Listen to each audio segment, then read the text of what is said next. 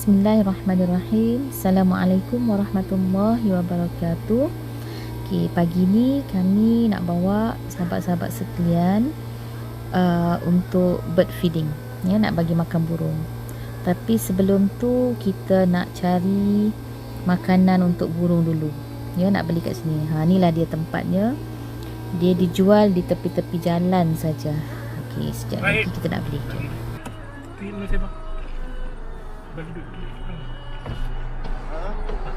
Kam lagi. Naik dah kok harga. Wahid bas. Tengok kat belakang.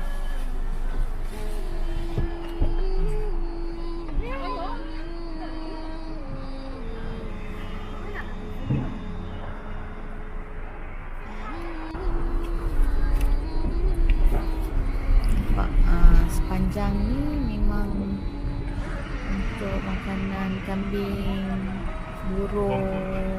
Ni rumput-rumput semua dijual di sini.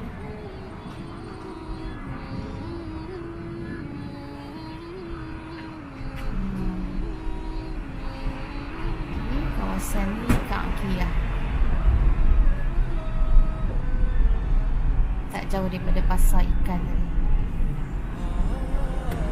Singgahlah ke sini. Semua kat tepi jalan sepanjang ni kan.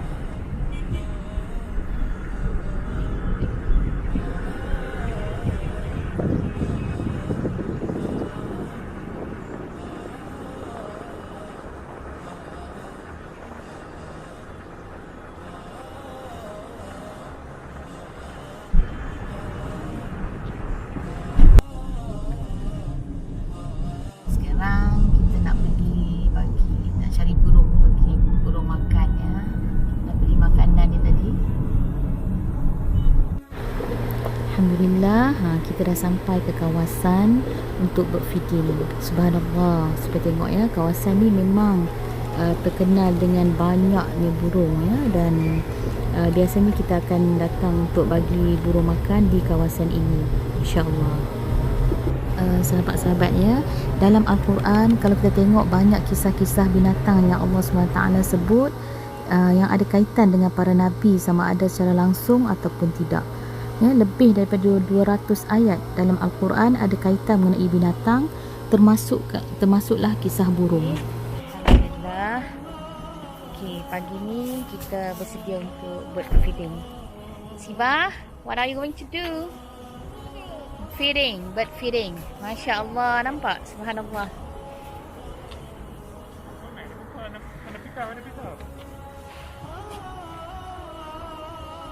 Bird dah menunggu dah ni. Burung-burung dah menunggu. Pandai, subhanallah. Oh, Siva nak feed ni, Okay. Subhanallah, burung-burung ni. Subhanallah, nampak? Pandai, dia dah tahu. Dia dah sedia menunggu dah, ya. Dia dah tahu kata ada orang datang nak bagi makan. InsyaAllah terus datang ke sini. Berbalik pada kisah burung tadi, ya.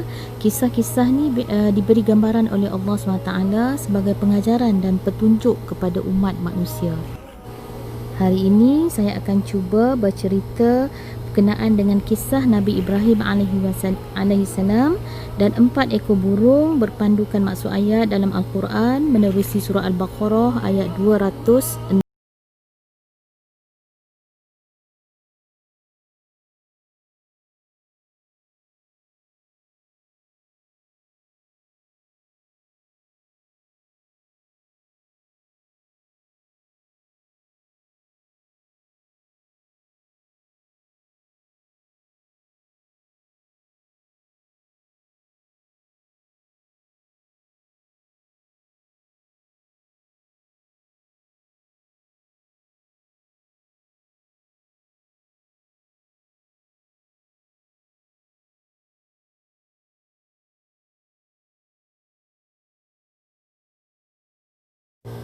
maksud ayat, dan ingatlah ketika Nabi Ibrahim merayu dengan berkata, "Wahai Tuhanku, perlihatkanlah kepadaku bagaimana engkau menghidupkan makhluk-makhluk yang mati. Allah berfirman, adakah engkau belum percaya kepada kekuasaanku? Nabi Ibrahim menjawab, bahkan aku percaya dan yakin, akan tetapi aku memohon yang demikian supaya tenteram hatiku. Allah berfirman, jika demikian, ambillah 4 ekor burung, kemudian kumpulkanlah olehmu dan cincanglah semuanya. Setelah itu letakkanlah di atas tiap-tiap sebuah bukit sebahagian daripadanya. Kemudian serulah burung-burung itu, nescaya semuanya akan datang kepadamu dengan segera. Dan ketahuilah sesungguhnya Allah Maha Kuasa lagi Maha Bijaksana. Jadi menerusi ayat ini, Allah SWT perintahkan Nabi Ibrahim AS melakukan 4 perkara bagi menjawab persoalannya. Ya, proses pertama yang diperintahkan oleh Allah SWT kepada Nabi Ibrahim ialah mendapatkan 4 ekor burung.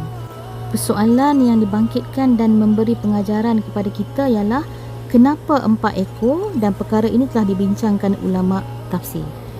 Dan dijelaskan oleh ulama tafsir, ia adalah 4 ekor burung dari pelbagai spesies yang berbeza. Pengajaran terbesar mengenai persoalan Nabi Ibrahim ialah mengenai kebangkitan semula pada hari akhirat nanti. Jadi manusia dalam kubur dengan pelbagai rupa bentuk, bangsa dari setiap pelosok dunia, Allah SWT berkuasa untuk hidupkan semua makhluknya tanpa ada seorang pun terkecuali daripada penglihatan Allah SWT. Jadi inilah pengajaran yang tersirat yang Allah SWT ingin sampaikan menerusi kisah dan proses yang pertama ini. Proses kedua yang Allah perintahkan kepada Nabi Ibrahim ialah dekatkan burung-burung itu kepadanya dan tundukkan burung itu. Jadi dalam proses ini ada beberapa perkara yang perlu diambil perhatian. Pertama, bagaimana burung ini dijinakkan. Burung antara makhluk yang mudah untuk dijinakkan. Ya, mereka bukan sahaja jinak, bahkan akan berkhidmat kepada tuannya. Jadi apabila burung telah jinak, mereka akan setia dan akan kembali semula kepada tuannya. Maknanya di sini Nabi Ibrahim mengambil masa yang cukup untuk benar-benar kenal akan burung-burung ini, dan burung-burung ini juga kenal tuannya, yakni Nabi Ibrahim AS.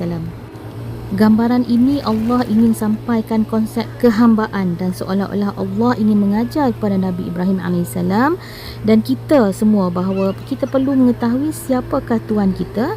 Dan Allah mahu kita ingat siapa Tuhan dan Tuhan kita, serta mahu kita tunduk dan patuh kepada Tuhan kita.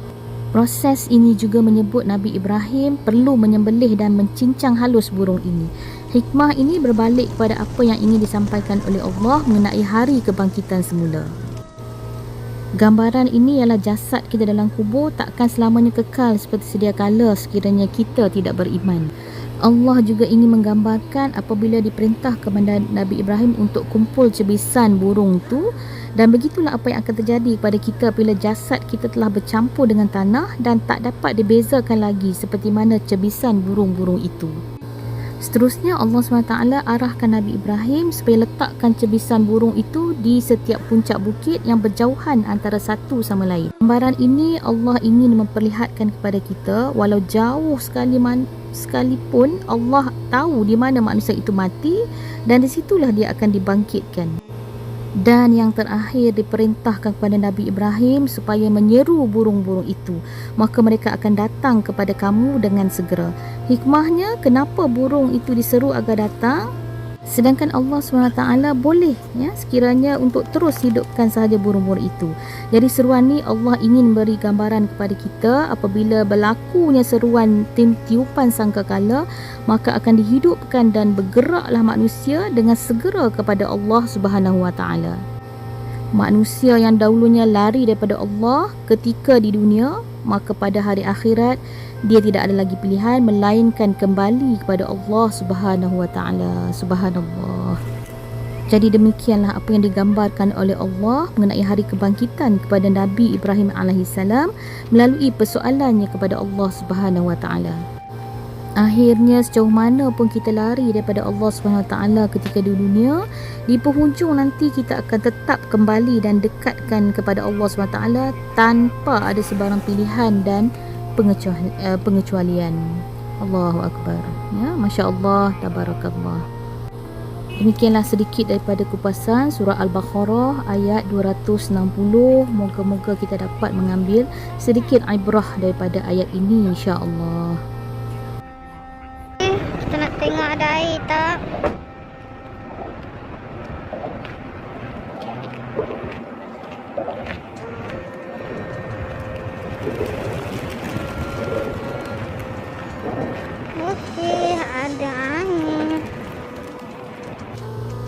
Alhamdulillah, kami dah selesai bird feeding untuk hari ini. Alhamdulillah. Kami dah nak balik sekarang. Ini melalui Kemah Mina lah ya, di Mina sekarang.